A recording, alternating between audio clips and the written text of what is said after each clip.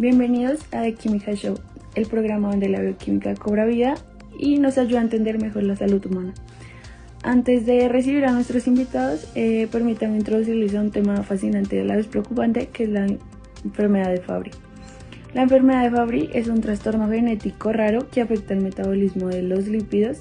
Este se produce por la deficiencia de una enzima llamada alfa-galactosidasa A, lo que lleva a la acumulación de ciertos tipos de grasas, principalmente globotriaosilceramida, en diferentes tejidos y órganos del cuerpo.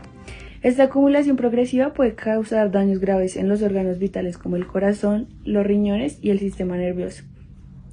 Los pacientes pueden experimentar una amplia gama de síntomas, incluyendo el dolor en las extremidades, problemas gastrointestinales, lesiones en la piel, problemas oculares y complicaciones cardíacas y renales.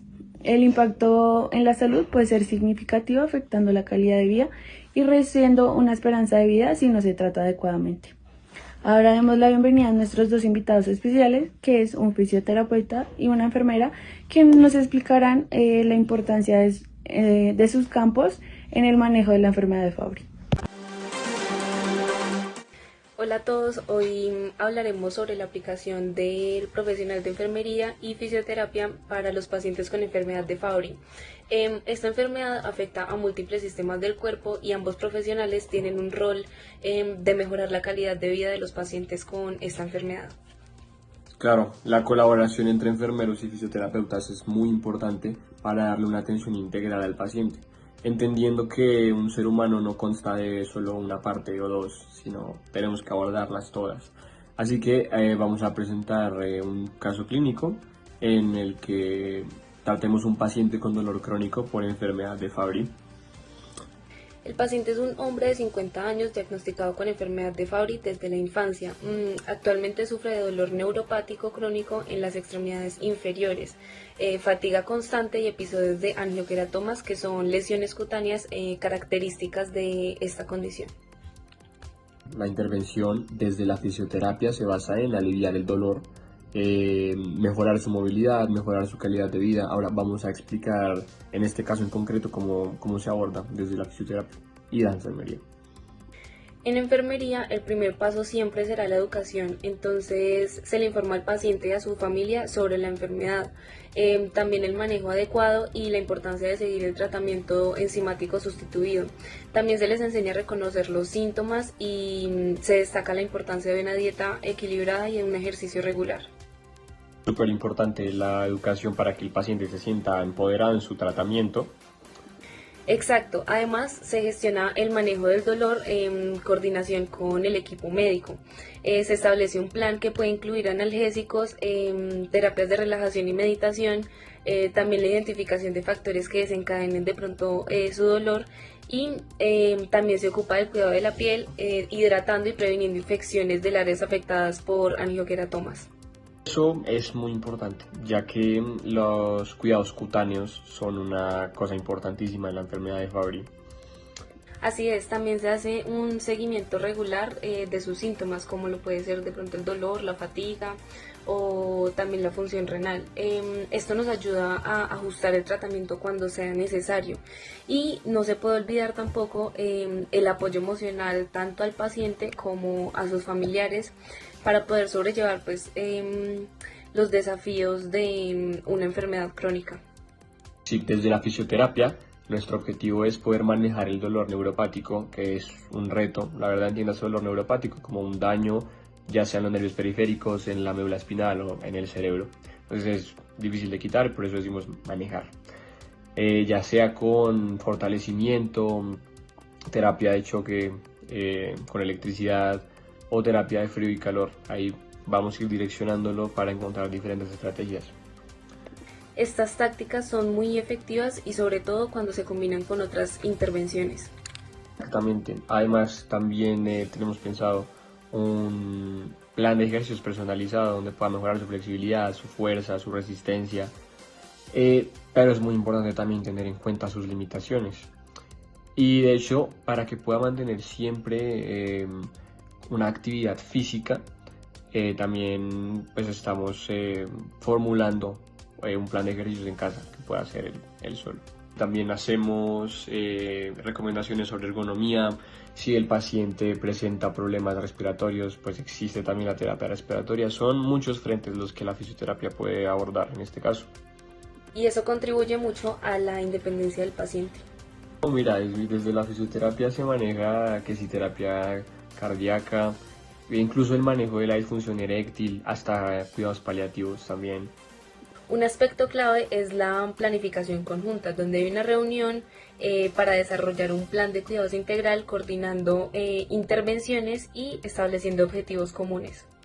La verdad es que juntos nosotros hacemos un excelente equipo para una atención integral para el paciente. Y por último, tanto enfermeros como fisioterapeutas deben estar al tanto de los avances del tratamiento de la enfermedad de Fabry, esto para mejorar las prácticas y la atención a los pacientes. Y en enfermería se participa en ensayos clínicos, también se gestionan los efectos secundarios de los tratamientos y se coordinan los cuidados paliativos. En resumen, la enfermedad de Fabry requiere un enfoque multidisciplinario y con una colaboración estrecha entre profesionales de enfermería y fisioterapeutas se puede mejorar la calidad de vida de los pacientes con esta enfermedad. Gracias a nuestros invitados por sus valiosas contribuciones, ahora pasaremos al emocionante concurso de nuestras estudiantes de bioquímica. Los lípidos han sido conocidos desde la antigüedad principalmente por su uso en la alimentación y también como materiales para la fabricación de velas y jabones. Sin embargo, su estudio científico comenzó a desarrollarse a mediados del siglo XIX con la identificación de los ácidos grasos como componentes principales de la grasa. A lo largo del siglo XX se profundizó en la comprensión de su estructura, de su función, de su diversidad, entre otras cosas. Y esto gracias a avances en técnicas como la cromatografía y la espectrometría de masas. Las propiedades fisioquímicas son las siguientes: la insolubilidad en agua, puesto que los lípidos son hidrofóbicos, es decir, que no se mezclan con el agua, y esta propiedad se debe básicamente a la predominación de enlaces covalentes no polares en su estructura. También tienen la solubilidad en solventes orgánicos, pues los lípidos son solubles en solventes orgánicos no polares, como lo es el benceno, el cloroformo y el éter. La ambipaticidad, puesto que algunos lípidos, como los fosfolípidos, presentan una región polar en la cabeza y una región apolar en la cola. Esa característica los permite formar bicapas lipídicas, que son la base estructural de las membranas celulares. Ahora hablaremos de la clasificación de los lípidos, puesto que los lípidos se clasifican en diferentes grupos según su estructura y su función. Están los aciglicéridos, que son ésteres de ácidos grasos y glicerol, que se utilizan principalmente como reserva energética. Están los triglicéridos, que son los más abundantes, pues forman parte de las grasas y aceites. Están los fosfoglicéridos, que contienen un grupo fosfato y son componentes principales de la membrana celular. También están los éridos, que son ésteres de ácidos grasos de cadena larga y alcoholes de cadena larga. Pues estos también forman ceras. Los terpenos y esteroides pues son lípidos isopropenoides con estructuras cíclicas. Los terpenos incluyen carotenoides y vitaminas liposolubles como la A, la E y la K. Los esteroides derivan del ciclopentano periodrofenantreno, que son como el colesterol y las hormonas sexuales. La importancia biológica de los lípidos pues se deriva en la reserva energética, la estructura de las membranas, el aislamiento térmico, la protección de los órganos, y los lípidos son precursores de hormonas y vitaminas, y también tienen una señalización celular. Ahora comencemos con las preguntas. ¿Cuál de las siguientes propiedades no es una característica de los lípidos? A. Solubilidad en agua. B. Solubilidad en solventes orgánicos. C. Capacidad para formar enlaces iónicos. Y D. Función como reserva energética. La respuesta correcta es la B. Solubilidad en solventes orgánicos.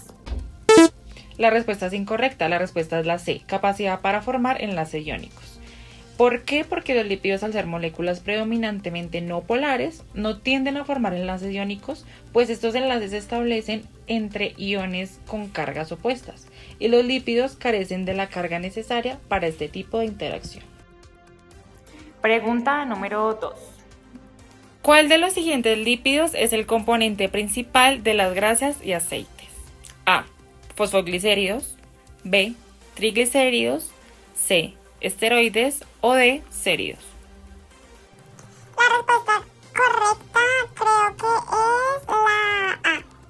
Fosfoglicéridos. No es la respuesta correcta y la respuesta correcta es la B, triglicéridos. Pues los triglicéridos son esteres de glicerol y 3 ácidos grasos y constituyen la mayor parte de las grasas almacenadas en el organismo. Ahora la última pregunta de nuestra primera ronda. ¿Cuál de las siguientes funciones no es una función de los lípidos? A. Aislamiento térmico. B. Transporte de oxígeno. C. Protección de órganos. Y D. Precursor de hormonas. En esta estoy seguro que la respuesta correcta es la B, que es transporte de oxígeno. Sé que los lípidos no transportan oxígeno. Muy bien, la respuesta correcta es la B, transporte de oxígeno. ¿Por qué? Porque el transporte de oxígeno de la sangre es una función de las proteínas, principalmente de la hemoglobina.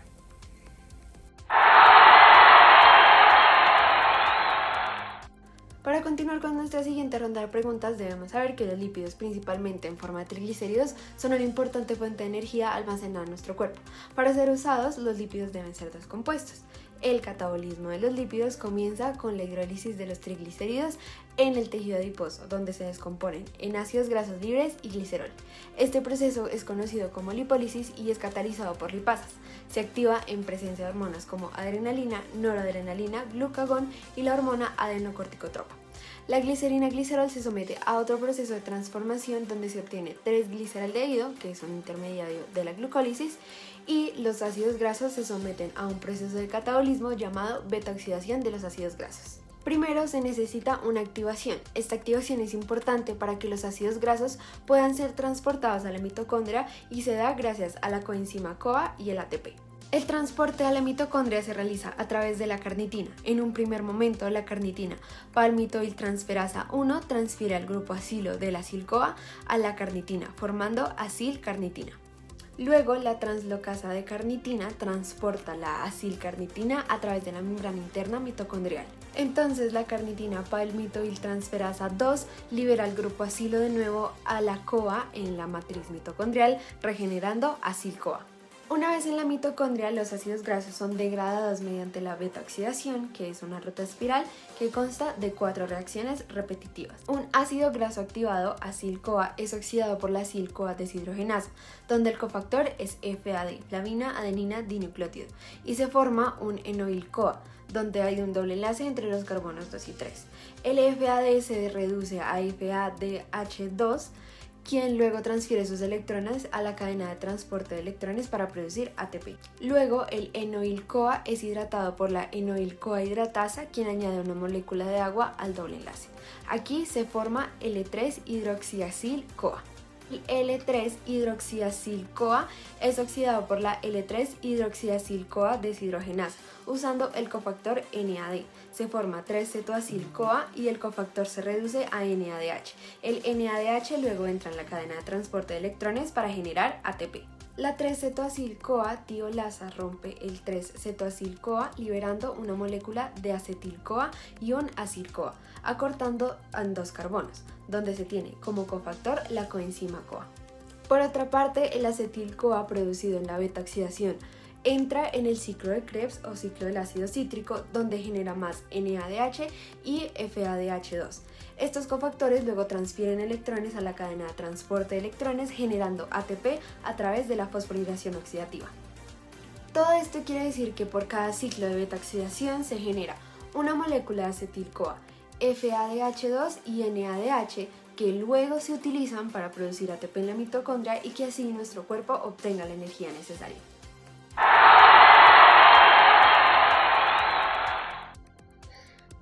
Pregunta número 1. ¿Qué compuesto facilita el transporte de ácidos grasos de cadena larga hacia la mitocondria? A. Glucosa. B. Carnitina. C. Acetil-CoA. D. ATP. La respuesta correcta es la B, carnitina. La carnitina es esencial para el transporte de ácidos grasos de cadena larga desde el citosol hasta la matriz mitocondrial, donde se lleva a cabo la beta-oxidación. Sin la carnitina, los ácidos grasos no pueden cruzar la membrana mitocondrial interna.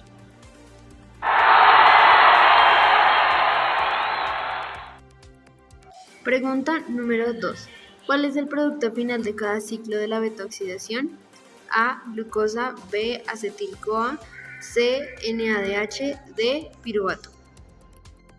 La respuesta correcta es B, acetil-CoA. Pues cada ciclo de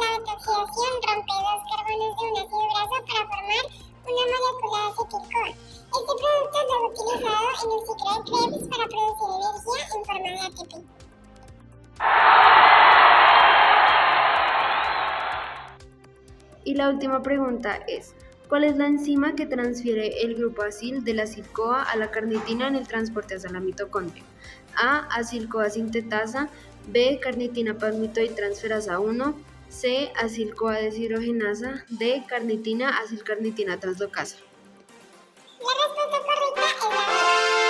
Carnitina palmitoitransferasa 1 porque esta es la enzima responsable de transferir el grupo acil de la acil-CoA a la carnitina formando acilcarnitina. Este paso es esencial para que los ácidos grasos puedan atravesar la membrana mitocondrial y entrar a la beta-oxidación.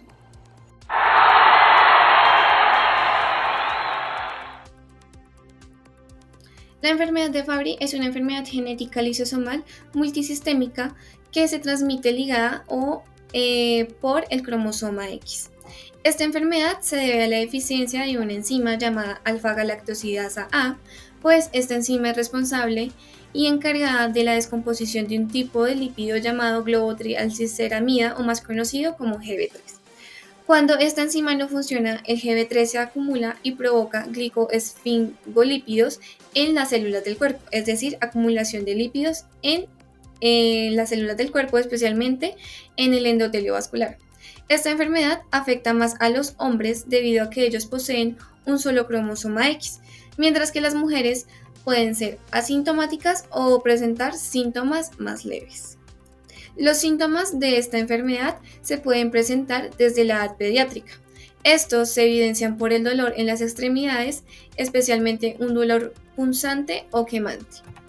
También se evidencian enfermedades cardiovasculares del sistema nervioso, del sistema renal y lesiones cutáneas. En promedio, estos síntomas pueden ir desde los 6 años en varones y desde los 9 años en mujeres. En los adultos, los síntomas pueden presentarse debido a enfermedades cerebrovasculares por la acumulación de glucoesfingolípidos, siendo una causa de ACV en pacientes menores de 55 años. Para entender un poco más la enfermedad de Fabry, vamos a dar un ejemplo. Entonces, en el ejemplo tenemos un niño de 7 años que se queja constantemente del dolor en sus extremidades, especialmente después de realizar actividades físicas o actividades leves como lo es correr o jugar al aire libre. Para sus padres podría ser normal el dolor, pero lo que desconocen es que este dolor puede ser un dolor neuropático. Es decir, que es un síntoma típico de la enfermedad de Fabry y a medida que el niño crece, esto podría tener dificultades en su desarrollo, puesto a que él va a desarrollar una serie de episodios de fatiga extrema o problemas de concentración, lo que también puede estar relacionado a una afectación del sistema nervioso. Además, es posible que este niño empiece a desarrollar pequeñas lesiones cutáneas caracterizadas, como angioqueratomas, los cuales podrían parecer por imperfecciones de la piel, pero que son otro indicio importante de la enfermedad. Esta enfermedad también está relacionada con lo que es la beta-oxidación, pues ambos están arraigados al metabolismo de los lípidos. Y la beta-oxidación es el proceso catabólico que ocurre en las mitocondrias y se encarga de descomponer los ácidos grasos en las unidades los ácidos grasos en unidades de acetil-CoA, esto con el fin de producir energía. Es decir, que la acetil-CoA se sintetiza con la beta-oxidación como la alfa-galactosidasa A, las cuales son dos enzimas esenciales para el metabolismo lipídico. Y pues la deficiencia de alguna de estas enzimas puede llevar a consecuencias patológicas como es el caso de la enfermedad de Fabry. Para el diagnóstico debemos tener en cuenta que se realiza de forma diferente tanto en hombres como en mujeres, porque en los hombres se mide la actividad enzimática y en las mujeres se realiza un estudio genético. Uno de los tratamientos de la enfermedad puede ser el reemplazo enzimático.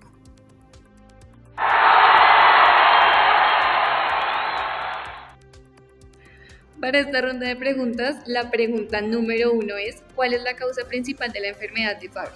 A. Acumulación de ácidos grasos en las mitocondrias. B. Deficiencia de la enzima alfa-galactosidasa A. C. Exceso de producción de globotrialcilceramida GB3. Y D. Insuficiencia en la producción de globotrialcilceramida.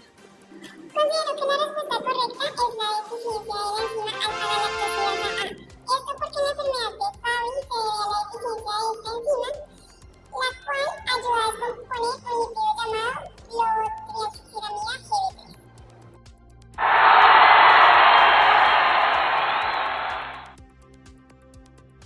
Segunda pregunta: ¿por qué los hombres se ven más afectados por la enfermedad de Fabry que las mujeres? A. Porque los hombres tienen más enzimas alfa-galactosidasa A. B. Porque los hombres poseen un solo cromosoma X. C. Porque las mujeres no pueden heredar la enfermedad. Y D. Porque los hombres producen más globotrialcilceramida. La respuesta correcta es la B, porque los hombres poseen un solo cromosoma X. Esto porque la enfermedad está ligada al cromosoma X, lo cual significa que los hombres, al tener un solo cromosoma, van a heredar la enfermedad manifestada con la mutación.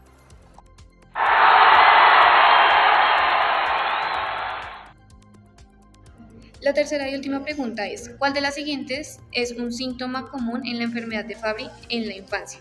A. Hipertensión arterial. B. Dolor en las extremidades después de actividad física. C. Problemas respiratorios graves. Y D. Dificultades para caminar. La respuesta correcta es la B, dolor en las extremidades después de la actividad física. Esto porque en la infancia es un síntoma de dolor neuropático, el cual se representa en actividades físicas después de realizarse.